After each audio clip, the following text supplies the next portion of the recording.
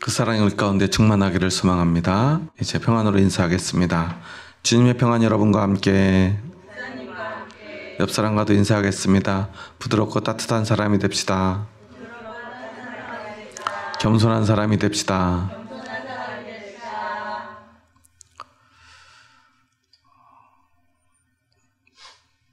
본격적으로 장마가 시작된 것 같습니다.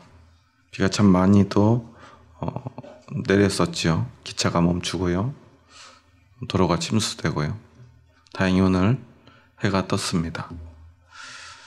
우리는 얼마나 연약한지요. 내일 비가 오면 오늘 몸이 쑤시죠. 어렸을 땐 그걸 잘 몰랐어요. 옛날 어른들이 삭신이 쑤신다고, 내일 비가 오겠다고. 그러면 그게 그렇게 신기했어요. 어떻게 하는지. 제가 이제 그걸 알게 됐습니다. 우리는 이 날씨의 조그만 변화 앞에서도 얼마나 연약한지 모릅니다. 그런데 과연 우리는 그 연약함을 인정하고 살아가고 있는지 오늘 우리의 모습을 돌아보았으면 합니다. 우리는 그토록 연약한데요. 그 연약함을 잘 모르거나 아니면 그 연약함을 숨기려 합니다. 왜냐하면 세상에서는 연약하면 안 되기 때문이에요. 그나마 가정에서는 조금 연약한 아이들도 부모는 더 사랑하고 아껴줍니다. 더 귀하게 여기기까지 합니다. 예전에 어떤 드라마를 보니까요. 자매가 한 명은 아프고 한 명은 건강하니까 부모님이 그 아픈 딸만 매일 돌보느라고 바쁘니까 건강한 딸이 나도 아팠으면 좋겠다고 그러더라고요. 그런데요, 세상에는 아픈 손가락 같은 건 없습니다. 아프면요, 약하면요, 나가라고 합니다. 쓸모없다고 합니다. 그래서 우리는요, 우리의 연약함 같은 것은 인정할 생각도 없고요. 혹시라도 자신이 그걸 안다면 그것을 숨기려 합니다. 그래야만 살아남으니까요. 그래서 우리는 학교를 다니고요. 직장 생활하고 사업을 하면서 끊임없이 훈련받습니다. 나의 약한 것은 숨기고요. 나의 강한 것은 드러내고요. 여러분 혹시 학교에 입학할 때나 회사에 취직할 때나 면접을 보는데 저는 이것도 못하고 저것도 못하고 그것도 못하고 몸은 여기가 아프고 저기가 아픕니다 라고 말해 보신 적 있나요? 그런 말은 가급적 안 하죠. 나중에 알게 되더라도 나를 뽑은 후에 알라고 우리는 끝끝내 그것을 숨기려 합니다. 어떤 얘기를 하죠? 이것도 잘하고요. 저것도 잘하고 그것도 잘하고 못하는 것 없다고 막 말해요. 제가 군대에 있을 때 후임이 왔는데요. 처음에 아이들이 오면은 막 자기 잘하는 것을 막 얘기하려고 그래요. 왜냐하면 조금 인정받으려고. 한 친구가 왔는데 자기가 축구를 엄청 잘한대요. 그러니까 다들 막 박수치고 되게 좋아해요.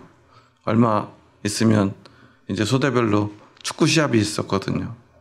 거기서 1등하면 전원이 포상휴가를 갈 수가 있어요. 그래가지고 그날 바로 데리고 나가서 축구를 시켜보니까 속된 말로 한마디로 그런 걸 그렇게 표현하더라고요. 개발이라고. 계속 헛발질을 하는 거예요. 그때부터 그 친구는 별명이 개발이었어요. 축구를 잘한다고 막 어필을 했는데 축구를 너무 못하는 거예요. 그런데 정작 그 친구랑 같이 온 친구는 뭐 아무 말도 없는데 너도 축구할 줄 아니? 그래서 넣어봤더니요.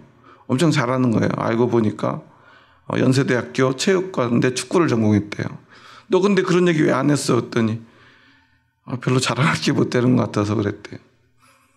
그 친구 덕분에 그 해 저희 소대가 우승을 할 뻔했는데 다른 소대에는 포항제철 프로 2군 선수가 2명이나 있어가지고 결국 저희가 졌죠. 그래서 그 친구들 휴가 나가는 모습을 쓸쓸히 지켜봐야 했는데요. 나중에 들통이 나더라도 우리는 어떻게든 우리를 자랑하고 싶어 합니다. 그것은 예나 지금이나 똑같은 것 같아요. 오늘 성경에 보면요. 사도 바울은 세례받은 자는 그리스도로 옷 입었다라고 말해요. 옷을 입는다는 것은 어떤 의미죠? 어떤 옷을 입는다는 것은 그 사람의 지위, 그 사람의 자격을 나타냅니다.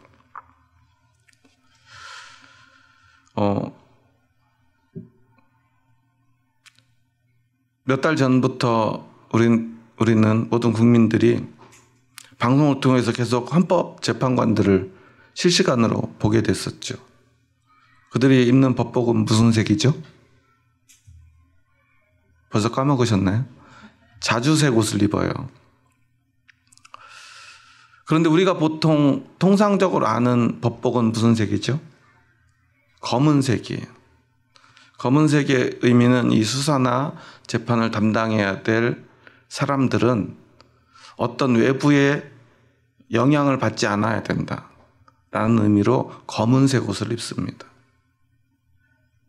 우리도 사실 검은색 옷을 좋아하잖아요. 하얀색 옷 입으면 꼭 짜장면 먹다가 튀고 김치찌개 먹으면 빨간물 묻고 그러잖아요. 근데 검은색은 좀 묻어도 표가 안 나니까요. 영향이 없어요. 그래서 법관들은 원래 검은색 법복을 입습니다. 그런데 유독 헌법재판관들만 자주색 옷을 입어요.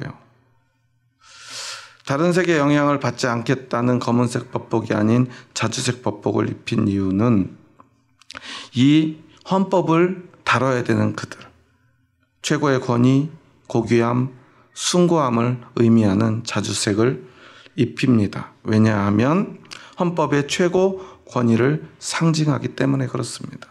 원래 자주색 옷은 예전에는 왕들만 입을 수 있는 옷이었다고 합니다.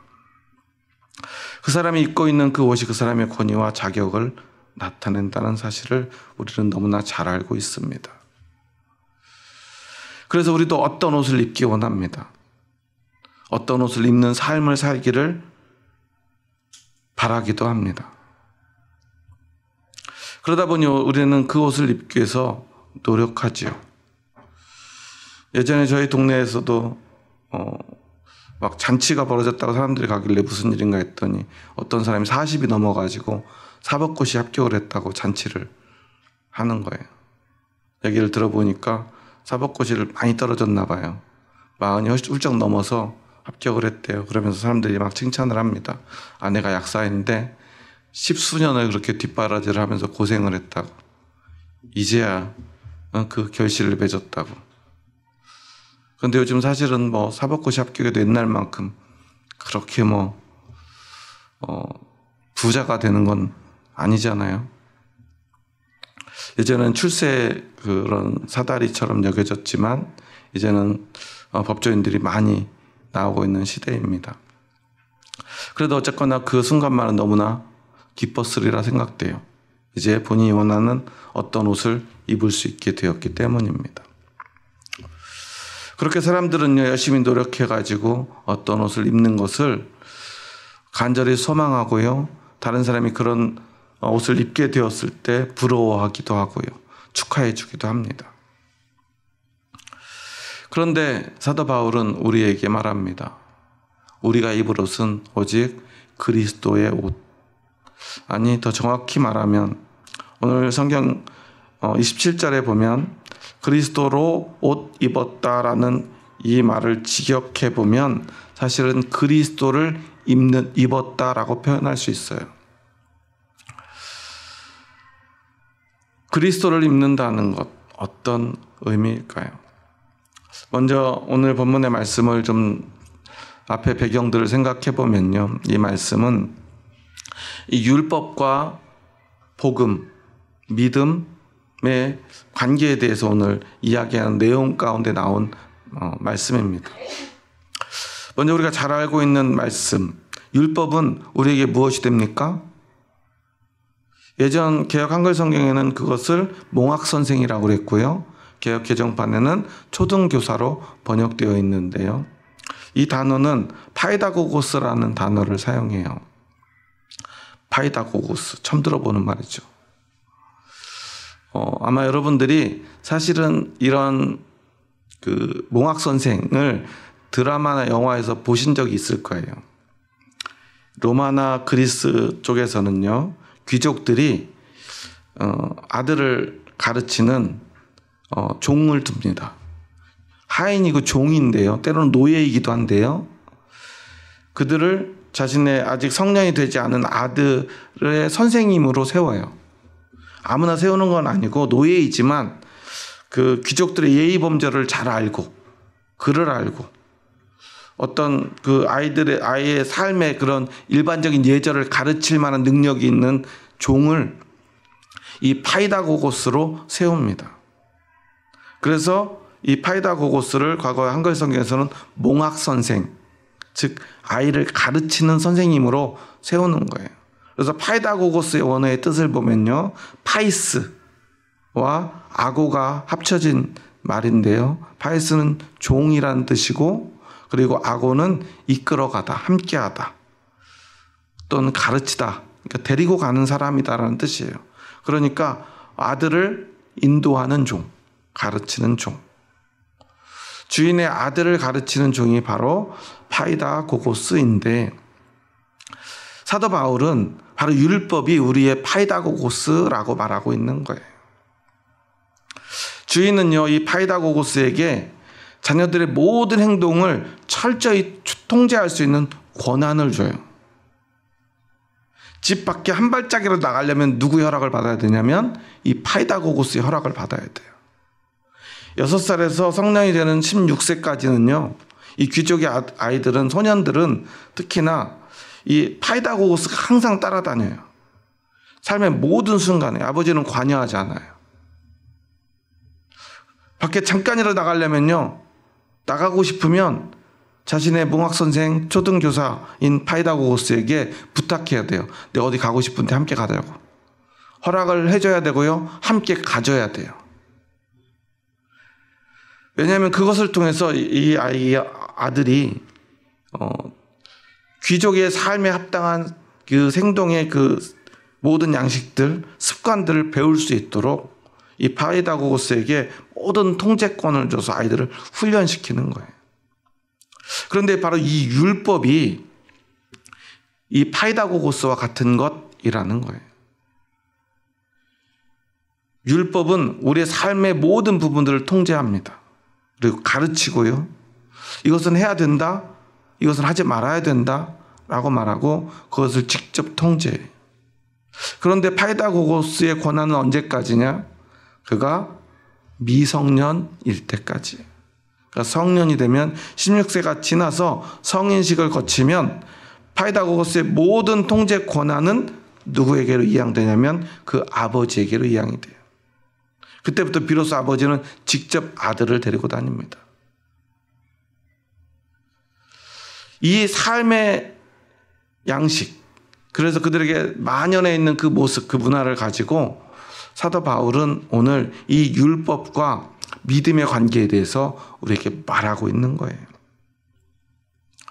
그리고 그 말의 의미들을 사도 바울은 우리에게 가르치면서 너희는 어떤 사람이 될 것인가? 오늘 너는 어떤 모습인가를 다시 한번 바로 보도록 안내합니다. 우리는 더 이상 이 파이다고고스의 통제를 받는 사람이 아니라는 거예요. 율법 아래에 있었던 유대인이나 율법을 아예 몰랐던 이방인이나 우리는 사실은 다 파이다고고스 아래에 있던 사람들. 아버지의 직접 인도를 받는 사람이 아니라 어떤 세상의 다른 것. 유대인이라면 이 파이다고고스는 율법입니다. 그런데 이방인이라면 아마 이 율법을 잘 몰랐겠죠. 그래도 오늘 그들에게 믿음이 있다면 그 모든 과정 속에서 그가 겪었던 그 모든 세상의 어떤 경험들이 또한 파이다고고스가 되었을 수도 있죠. 왜냐하면 24절에 보면 이같이 율법이 우리를 그리스도께로 인도하는 초등교사가 되어 우리로 하여금 믿음으로 말미암아 의롭다함을 얻게 하려 함이라고 말하고 있잖아요. 믿음으로 나오게 하는 그 모든 과정에서, 이 전 단계에서 우리를 인도하는 그 모든 것들, 믿음 이전에 나를 통제했던 모든 것들이 바로 파이다고고스라는 거예요. 그런데 우리는 이 파이다고고스의 통제로 우리의 삶이 끝나서는 안 된다는 거죠. 그 통제의 시간을 주인이 종에게 허락한 이유는 뭐죠? 그가 건강하고 또 귀족으로서 자신의 삶을 스스로 살아갈 수 있는 힘을 얻을 때까지 도움을 주라는 의미지, 야, 내 아들은 이제 네 마음대로 할 수 있는 존재야 라고 말하는 게 아니라는 사실이에요. 우리는 이것을 기억하고 오늘의 말씀을 보아야 합니다. 그러면서 26절에 보면 이렇게 말해요. 우리 한번 26절, 27절까지 말씀 함께 읽어보겠습니다. 너희가 다 믿음으로 말미암아 그리스도 예수 안에서 하나님의 아들이 되었으니 누구든지 그리스도와 합하기 위하여 세례를 받은 자는 그리스도로 옷 입었느니라. 오늘 본문에 보면요, 23절에서 25절과 26절부터 29절의 호칭이 차이가 나요. 무엇이 어떻게 바뀌었죠? 23절에 보면은 믿음이 오기 전에 우리는, 24절에도 이같이 율법이 우리를, 25절에 믿음이 온 후로는 우리가, 이렇게 말하고 있죠. 그런데 갑자기 26절에서 뭐라고 말하죠? 너희가 라고 말하죠. 28절에 너희는, 29절에도 너희가 이렇게 말하죠. 인칭이 바뀌어 있어요. 우리는 1인칭이죠.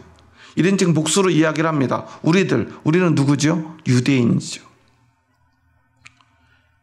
그런데 갑자기 26절부터는 너희 2인칭으로 바뀌어요. 이 의미가 있는데요. 율법은요, 오직 유대인에게만 적용되었던 것입니다. 율법은요, 유대인을 위한 것이었어요. 그런데 이제 이 복음은, 그리스도의 복음은, 이 믿음은 유대인뿐만 아니라 지금 오늘 이 말씀을 듣는 갈라디아 교인들 포함한 모든 이방인들에게도 적용되는 것임을 이야기하는 거예요. 그래서 28절에 보면 너희는 유대인이나 헬라인이나 종이나 자유인이나 남자나 여자나 다 그리스도 예수 안에서 하나다라고 말하죠. 이 복음은 이제 복음이 온 이후로는 이전에 적용되었던 모든 것, 모든 통제권, 모든 권리조차도 다 사라져버리고 이제 새롭게 시작된다라는 것입니다. 그러면서 사도 바울은요, 그것의 의미를 우리에게 가르쳐 줍니다. 먼저 우리는요, 세례를 받은 자 되어야 되고요, 세례 받은 자는 옷 입은 자 되어야 된다라는 것입니다. 여기 오늘 27절 누구든지 그리스도와 합하기 위하여 세례를 받은 자에서 합한다라는 뜻, 이 단어는 사실은 우리가 그냥 이렇게 번역을 해놓았지만 에이스라고 하는 영어로 말하면 인투 정도에 해당하는 단어인데요. 이것은 누구누구의 안으로라는 뜻을 가진 전치사예요. 그러니까 합한다라는 것의 의미는 내가 그리스도 안으로 들어간다는 거예요. 다른 말로 하면, 우리가 좀 어렵게 표현하면 그리스도와 연합한다, 그리스도와 하나 된다라는 정도의 의미를 가질 수 있는데요. 그래서 여기서 말하는 세례는 우리가 보통 생각하는 물로 세례를 베푸는 어떤 종교적인 의식을 말하는 게 아니에요. 우리가 믿음으로 그리스도와 완전히 하나 되는 것을 의미합니다. 그리고 바울은 이것을 그리스도로 옷 입었다라고 표현하고 있어요. 이것이 정말 중요합니다. 옷 입었다는 것. 사실은 더 정확히 표현하면 과거에 헌옷을 벗고요, 새로운 옷을 입었다라는 의미로 받아들일 수 있어요. 새로운 옷은 어떤 것입니까? 그리스도죠. 복음입니다. 헌옷은 어떤 것입니까? 율법입니다. 그런데 이것은 유대인에게만 해당되는 것이죠. 믿음이 없는 이방인들에게는 어떤 것입니까? 과거에 세상에 매여 있던 어떤 죄나 정욕에 빠져 있던 그 모든 세상에 속해 있던 모든 삶이 바로 헌옷이죠. 새 옷을 입기 위해서는 먼저 이 헌옷을 벗어야 합니다. 그리고 몸을 깨끗이 씻은 후에는 우리는 새 옷을 입어야죠. 우리는 세상의 정욕과 불신의 옷을 벗고 이제 그리스도를 입어야 한다는 의미입니다. 그런데 사실 이런 이야기를 들으면 우리는 굉장히 추상적으로 생각이 들어요. 그래서 그리스도를 입는다는 것, 그리스도를 옷 입는다는 것 도대체 무슨 의미일까? 우리가요, 사람을 볼 때 우리는 무엇을 봅니까? 여러분은 그 사람의 마음이 보이나요? 그 사람의 인품이 보이나요? 물론 오래 살다 보면 뭐 보지 않아도 보이기도 해요. 성격도 보이고요. 인품도 보입니다. 하지만 그것은 우리가 본다고 생각할 뿐이지 우리가 실제 볼 수 없는 것이죠. 사도 바울은 이렇게 이야기하는 거예요. 우리가 볼 수 있는 것, 그 사람의 옷차림, 그가 입고 있는, 우리는 그 옷을 보고 그 사람을 판단할 수밖에 없다는 것을 이야기하는 것이고요. 우리가 옷을 입는다는 것의 의미는 세상으로 보자면 이런 거예요. 앞에서 이야기한 헌법재판관 임기가 끝나면 우리가 그것을 뭐라고 표현하죠? 이제는 그 헌법재판관으로서의 법복을 벗고 이제는 그 보통 사람으로 돌아간다, 이런 식으로 표현을 하죠. 실제로 우리 법에도 이렇게 돼 있대요. 보통 판사나 검사들이 임기가 끝나면 그 법복을 벗어서 반납하고 나가야 된대요.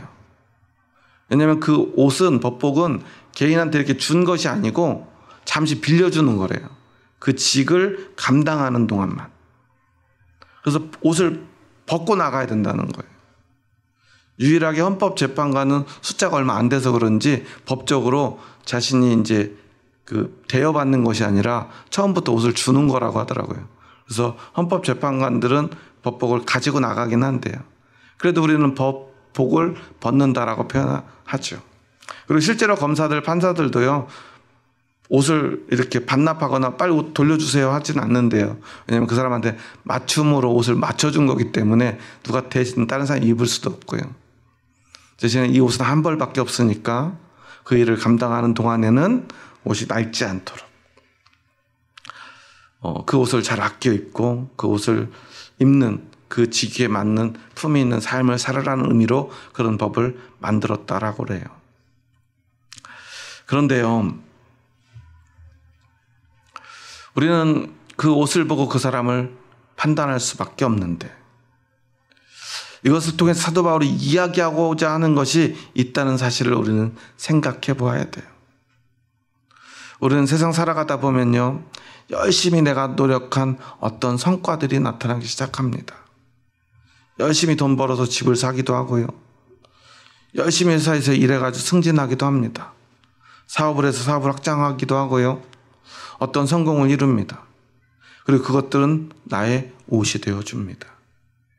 나를 나타내고 나를 드러내는 무언가가 돼요. 처음 사람들을 만나면 사람들은 어떤 걸 물어보냐면요, 뭐 하시는 일은 어떻게 되십니까? 그리고 이제 호칭 때문에 혹시 그러면 어떤 회사를 다닌다 그러면 그럼 지금 혹시 뭐 과장님, 부장님 뭐 이런 직책을 물어봐요. 그러면 보통 그 직책과 함께 그 이름을 우리는 부릅니다. 그렇게 열심히 쌓아온 그 모든 것들이 우리의 옷이 됩니다. 하지만 사도 바울은 말합니다. 그런데 너는 그 옷을 벗고 그리스도를 입을 수 있느냐고 묻고 있는 것입니다. 우리가 예수님을 믿는다고 하는 것은요, 내가 얼마나 열심히 살았든, 태어날 때부터 얼마나 많은 것들을 가지고 태어났든, 그 모든 것을 벗고 그리스도를 입는 것을 의미합니다. 그것이 믿음입니다. 오늘 본문에서 28절에 보면 이런 말씀이 나오죠. 유대인, 헬라인, 종, 자유인, 남자, 여자를 계속해서 비교하면서 다 그리스도 예수 안에서는 하나다라고 말하죠. 이것이 무슨 화합과 대화합의 연합과 사랑으로 서로 남녀노소 또 어떤 상하 어떤 직분이 있지만 다 똑같이 우리는 하나야 라는 단순한 말이 아니에요. 이전에는 너희가 남자로 옷 입고 여자로 옷 입고 종이나 주인 또는 자유인으로 옷을 입었고 또는 유대인이나 이방인으로 서로 자신을 이야기하지만 믿음 앞에서 복음 앞에서 너희가 그리스도로 옷 입으면 이제 너희는 다 똑같은 사람 된 거야 라고 사도 바울은 이야기하는 것입니다. 세상은요, 모든 것을 그 사람이 입은 옷을 가지고 구별하고 차별합니다. 하지만 그리스도를 입는 순간 그 모든 구분과 차별도 사라집니다. 오직 그가 입고 있는 옷으로 모든 것은 판단됩니다. 그리고 무엇보다 하나님 앞에서, 하나님의 심판대 앞에서 사람은 단 두 가지로만 판단된다는 사실을 사도 바울은 이야기하는 거예요. 우리 하나님의 심판대 앞에 나아갈 때 정말 무섭고 떨릴 것 같아요. 그때 우리는 나의 모습을 돌아보면 됩니다. 내가 지금 무엇을 입고 하나님 앞에 나아가고 있는지. 여러분은 어떤 옷을 입고 하나님께 나아가길 원하십니까? 아마도 예수님을 알지 못하는 사람들은요, 이런 이야기를 할지도 모르겠어요. 저는 세상에서 누구보다 열심히 살았습니다. 좋은 일도 많이 했습니다. 어려운 사람도 도와줬습니다. 물론 때로 화낼 때도 있었고 잘못할 때도 있었지만 그래도 적어도 내가 더 잘하려고 노력했습니다. 하지만 하나님 앞에서 그런 것은 아무 의미가 없어요. 하나님은 이렇게 말씀하실 거예요. 그런데 너는 지금 무엇을 입고 있느냐? 그리고 우리가 생각해야 될 건 이것입니다. 왜 사도 바울이 유대인, 헬라인, 종이나 자유인, 남자나 여자를 이야기했을까요?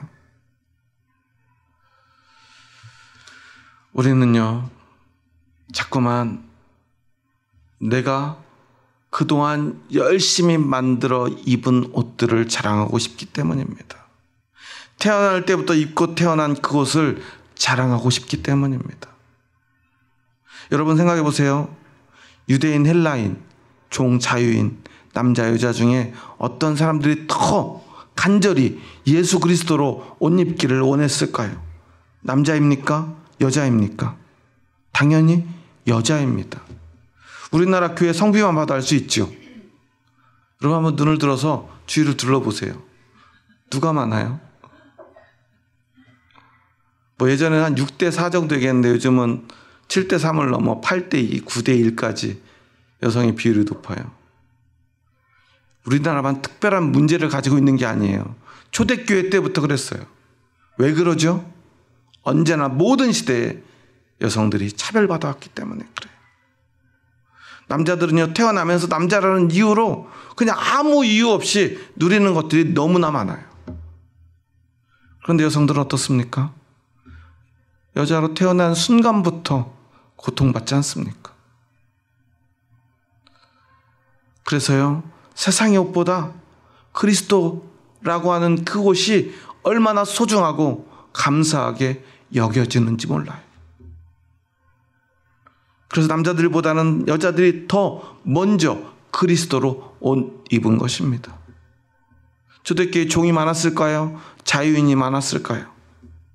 우리가 그것은 알 수 없지만 누가 더 간절히 그리스도로 옷 입기 원했을까 생각해 보면 너무나 당연히도 종들이었을 것입니다.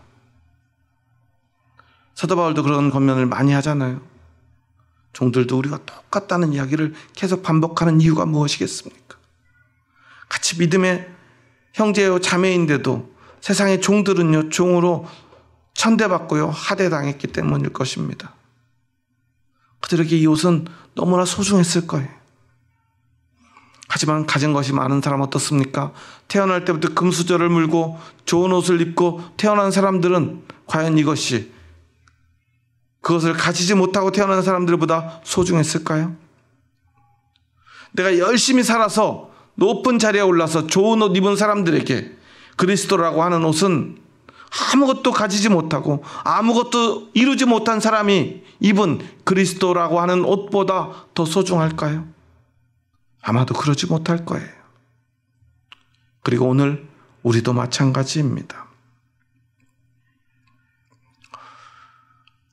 우리는요, 나에게 왜 믿음이 없을까 고민할 때가 있어요. 나는 왜 믿음이 연약할까? 사실 그 가장 중요한 이유는 우리가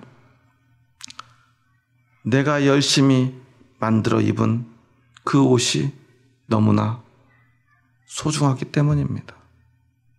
아직도 너무나 아깝기 때문입니다. 그것을 벗어버릴 수 없기 때문입니다. 우리의 눈에는요, 이렇게 보일지도 몰라요. 저 사람은 좋은 옷도 입고 그리스도도 입었는데 나는 입을 옷이 하나도 없어 어쩔 수 없이 그리스도를 입은 이것은 과연 나에게 축복인가? 감사할 일인가? 누구는 부자 되어서 잘 먹고 잘 살다가 천국 갈 것이고, 누구는 성공해가지고 높은 자리에 올라가 있다가 예수님만 믿으면 죽기 전에 그냥 언제든 우리가 속되게 생각하듯이 예수님 믿습니다 하고 죽으면 어때요? 구원 받는다고 생각하잖아요. 죽기 전이니까 급하잖아요. 대학교 때 제가 전도하는데 저하고 친했던 친구가 그러더라고요. 자기는 어렸을 때 성탄절에도 많이 교회 가보고 부활절에 가서 계란도 많이 먹고 다녀봤지만 다니면서 느낀 거는 빨리 가면 손해다라는 생각이었대요. 교회 다니면 하지 말라는 게 너무 많아가지고 손해니까 나는 교회를 다니긴 다닐 건데, 아니 믿음을 가지긴 가질 건데 가급적 늦게, 그리고 내가 죽는 날 알 수만 있다면 죽기 직전에 예수 믿습니다 하고 죽으면 그게 최고일 것 같대요. 굉장히 공감이 가는 이야기였어요. 나도 그럴까? 내가 선택을 잘못했구나 생각이 든 적이 있었어요. 그런데요, 그런 생각의 기저에는 어떤 마음이 있냐면요, 세상에 대한 부러움이 있어요. 세상에 대한 소중함이 있어요. 세상의 것과요, 하나님이 주시는 것을 우리는 비슷하게 여기는 마음이 있어요. 이번 주에도 로또 당첨금이 좀 꽤 많이 나왔죠? 잘 모르시나요? 저도 잘 몰라서 여쭤보는 건데, 그런 거 당첨되는 분 보면 어떤 마음이 들어요? 실제로 당첨되는 사람이 있구나. 주변에 있으면 어때요? 배가 아프죠. 난 하나님 열심히 믿었는데 왜 교회도 안 다니는 저런 사람은 저렇게 당첨되는데 난 안 될까? 그런데 교회 안 다니는 사람이 로또 복권 당첨되는 건 조금 덜 배가 아픈데, 함께 교회 다니는 사람이 로또 복권 당첨되는 건 더 배가 아파요. 왜냐하면 교회 안 다니는 사람은 그래도 로또 복권 당첨되고 천국에 못 가니까 좀 이렇게 상쇄되는 것 같은데, 저분은 교회는 다니는데 믿음은 별로 없는 것 같다. 나보다 믿음은 별로 없는 것 같은데 결국 나랑 똑같이 천국에는 갈 텐데 이 땅에서는 또 로또 복권까지 당첨돼가지고 잘 먹고 잘 사다 가면은 내가 너무 배가 아프고요. 너무 억울해요.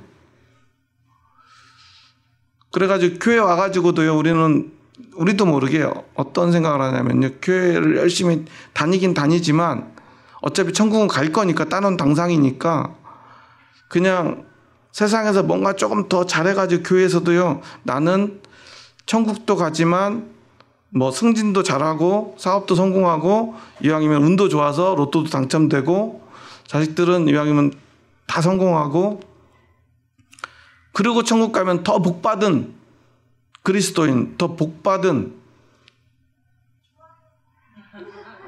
복에 복을 더하사 복에 복을 받은 하나님의 백성 되고 싶은 마음이 우리에게 차고 넘친다는 사실이에요.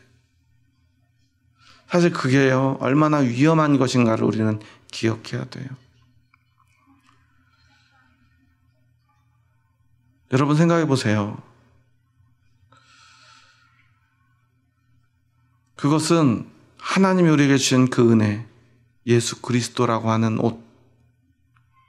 그래서 하나님의 심판대 앞에서 우리의 이 모든 부족함을 덮어주고 우리의 모든 죄를 가리워주는 그 은혜. 그래서 우리를 영원한 생명의 소망으로 인도하고 영원한 하나님 나라의 백성으로서 영원토록 살게 하는 그 은혜가 이 세상의 어떤 성공의 하나쯤으로 치부되는 거예요. 여러분, 그것이 과연 진짜 믿음일 수 있을까요? 세상에 즐겁게 살다 죽기 전에 예수님 믿습니다 하고 죽는 그 믿음이 과연 진짜 믿음일 수 있을까요?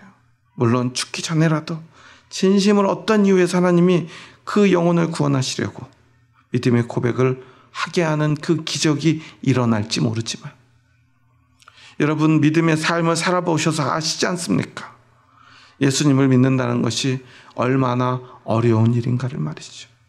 내 손에 쥐고 있는 이 세상의 성공, 내가 오늘 입고 있는 이 세상의 옷을 벗고 예수 그리스도로 옷 입는다는 것이 얼마나 괴롭고 고통스러운 일인지 여러분은 아시지 않습니까? 그런데 그냥 그렇게 할 수 있다고요? 이 옷도 입고 저 옷도 입고 그럴 수 있다고요? 그럴 수는 없습니다. 그리스도로 옷 입어야 된다, 그리스도로 옷 입은 것이다 라고 말하는 것은요, 우리는 모든 것을 벗어야 하고 그리고 그 더러운 몸을 고통스럽게 씻어내야 하고 그리고 그리스도로 옷 입어야 하기 때문입니다. 사도 바울은요, 그래서 자신이 죽도록 했던 그 모든 노력들이요, 배설물 같다 그랬어요. 자신은요, 타고나기를 히브리인 중에 히브리인으로 타고났다고 했지만 그 모든 것도 너무나 더럽다고 그랬어요. 더러워서 빨리 벗어버리고 싶다고 그랬습니다. 그래서 그것을 다 벗어버리고 또 벗어버려도 그것들이 자기를 얼마나 따라다니고 쫓아다니는지 괴롭다라고 고백합니다. 자신은 이제 그 모든 것 벗어버리고 그리스도로 옷 입은 사람인데, 여러분, 금수저로 태어나고요, 자기 노력으로 높은 곳에 오른 사람은요, 그것을 벗기가 더 어렵습니다. 천만다행으로 여기 계신 분들은 저를 포함해서 그런 거 없이 태어나고 노력해도 잘 안 돼서 이렇게 그 은혜로 이곳에 앉아 있는지도 모릅니다. 그런데 아직 그렇게 우리가 예수님으로 옷 입자고 해도 이곳에 오지 않는, 정말 열심히 노력해서 성공한 그 사람들, 내 아내, 내 남편, 내 형제, 내 가족, 내 이웃 친구들, 우리는 그들을 도와줘야 합니다. 그것이 얼마나 더러운 옷인가, 얼마나 쓸모없는 옷인가를 우리는 얘기해줘야 합니다. 그런데 우리가요, 예수님의 옷은 옷이고 세상의 옷은 또 옷이라고 생각하고요, 이것도 좀 얻고 저것도 얻으려는 마음이 있다면 우리가 어떻게 그들의 옷을 벗겨줄 수 있겠습니까? 세상의 성공이 중요한 게 아니에요. 그리스도로 옷 입지 못하면 우리는 영원한 심판대 앞에서 우리가 감당할 수 없는 그 두려움을 반드시 견뎌내야 된다는 사실을 얘기해 줄 수 있어야 되지 않겠습니까? 하나님의 심판대 앞에서는요, 세상의 그 어떤 노력도, 세상의 그 어떤 옷도, 아무리 화려한 옷도, 자신이 아무리 노력해서 입은 옷도 아무 의미가 없습니다. 오직 그리스도라고 하는 그 옷뿐입니다. 여러분은 그것을 믿기에 오늘 이곳에서 그 믿음의 고백을 드리는 것 아니겠습니까? 여러분, 여러분이 입고 있는 옷이 무엇인가를 잊지 마시기 바랍니다. 그리고 아직 그 옷을 입지 못한 사람들, 그들을 바라보시기 바랍니다. 이제는 사람이 달라 보일 것입니다. 세상이 달라 보일 것입니다. 초대교회 그리스도인들은요, 세상을 시끄럽게 하고요, 세상을 변화시키는 사람들이었어요. 왜냐하면 그들은요, 거침없이 세상의 모든 옷을 벗어던지고 그리스도로만 옷 입고 그리스도로 옷 입지 않은 사람들이 구별되었고 그들이 보였기 때문입니다. 그들이 너무나 불쌍하게 여겨졌기 때문입니다. 그런데 오늘 2025년을 살아가고 있는 대한민국의 그리스도인들은 어떻습니까? 과연 세상의 모든 더러운 옷들을 벗어던지고 그리스도로만 옷 입고 있습니까? 그리고 그리스도로 옷 입지 않은 사람들을 바라볼 때 긍휼한 마음이 넘쳐 흐르십니까? 눈물이 나십니까? 그들이 불쌍히 여겨지십니까? 어쩌면 우리가 그런 믿음을 고백하고 잊지 못한지도 모릅니다. 저조차도 그런지 몰라요. 저도 제가 제 삶의 형편이 어려운 시간들을 많이 보내다 보니까요, 때로는 세상에 성공한 사람들이 부러울 때가 있어요. 그러다 보니까요, 나보다 잘 사는데 저런 사람들이 과연 내 말을 들을까 하는 마음이 들 때가 있어요. 그런데 여러분, 정말 불쌍한 사람이 누구인지 알아야 되지 않겠습니까? 적어도 저와 여러분은 알아야 되지 않겠습니까? 그게 내 사랑하는 가족이든 형제든 이웃이든, 나보다 더 잘나고요, 더 노력해서 성공했다 할지라도 그리스도로 옷 입는다고 하는 문제는 전혀 다른 문제라는 사실을 여러분 기억하시기 바랍니다.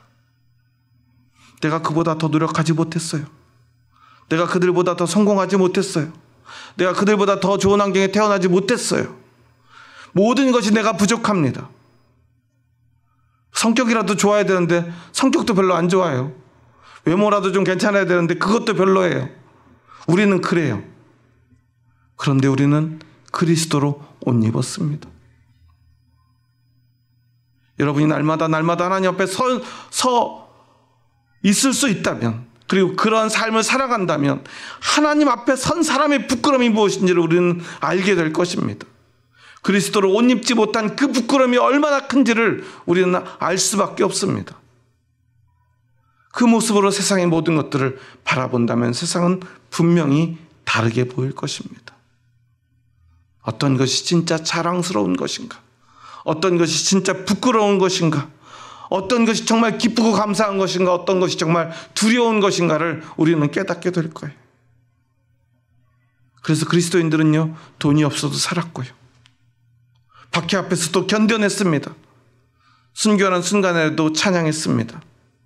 우리라고 그 믿음이 없습니까? 여러분은 그러지 못할 것 같습니까?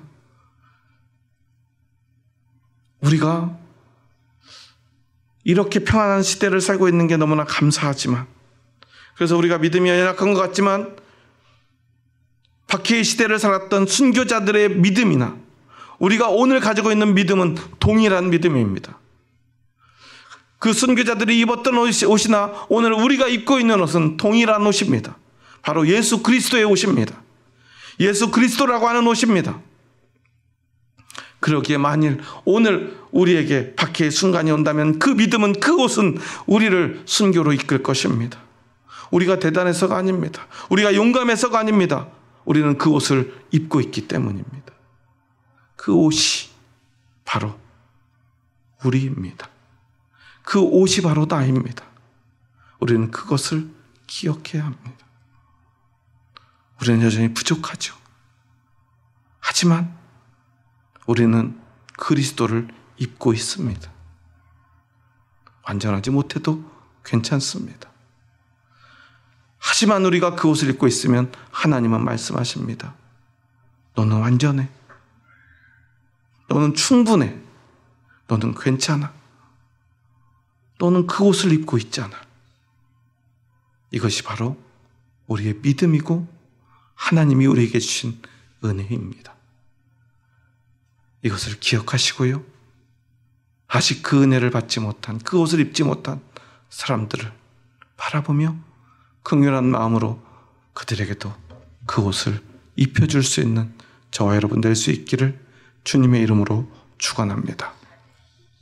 오늘 마지막으로 인사하고 이 말씀을 마쳤으면 좋겠습니다. 한번 옆 사람을 이렇게 뚫어져라 한번 바라보시기 바랍니다. 그리스도를 옷 입고 있는 우리 형제 자매들입니다. 그리스도를 옷 입고 있으니까 더 예뻐 보이고 더 잘생겨 보이시죠? 그러시나요? 네, 한번 옆 사람 보면서 이렇게 한번 인사하겠습니다. 우리는 그리스도를 입은 사람입니다. 그래서 그런지 정말 아름다우시네요.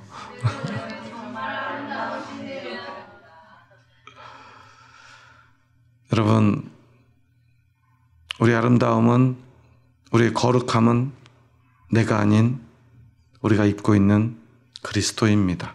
이것을 기억하시기 바랍니다. 우리가 교회 와서 형제자매를 사랑해야 될 이유는 그 사람이 성격이 너무나 좋아서가 아닙니다. 너무나 예뻐서가 아닙니다. 그가 그리스도로 옷 입고 있기 때문입니다. 내가 이 교회에서 용납받고 사랑받는 이유도 오직 그것입니다. 여러분, 이것을 잊지 마시고요. 그리스도로 옷 입고 있는 우리 형제자매들에게 그 소중함을 담아 사랑한다고 고백합니다. 주의 사랑으로 사랑합니다. 옆 사람 보면서 이렇게 한번 고백해 볼까요? 집사님은 저에게 너무나 소중한 분입니다. 네, 너무 가식적인 것 같은데요. 다시 한번 진심을 담아서 집사님은 저에게 너무나 소중합니다.